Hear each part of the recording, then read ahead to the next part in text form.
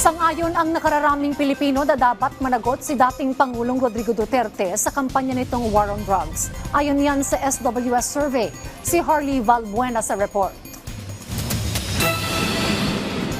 Dapat lang talaga kasi maraming nadamay, lalo-lalo na yung mga walang kasalanan. Sa ngayon, yung ginagawang parusa, siguro dapat lang gawin sa kanya.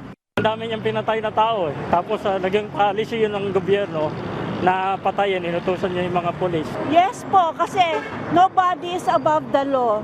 For me, hindi po.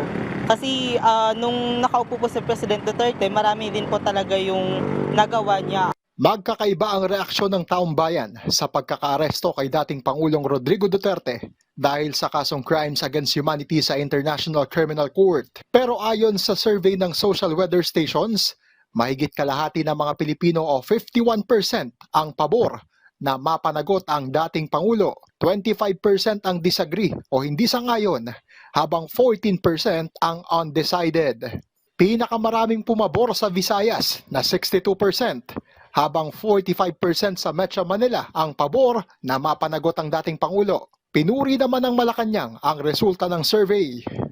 May mga nakita po rin tayo na yung iba ay undecided, yung iba ay hindi well-informed of the situation. Dahil malamang po yung iba po na hindi pa po naniniwala sa ginawa ng pamahalaan ay dahil naniniwala sila doon sa fake news na kumakalat. Ayon sa ICC accredited lawyer na si Joel Butuyan, ang resulta ng survey ay magpapalakas ng loob ng EJK victims para tumestigo sa ICC.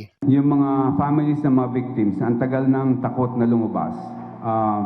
Ngayon, mas malaki yung chance na lalabas sila and magpa-participate sila. Ginawa ang SWS survey mula February 15 to 19, 2025. Nilahukan ng 1,800 registered voters nationwide bilang respondents sa pamamagitan ng face-to-face interview.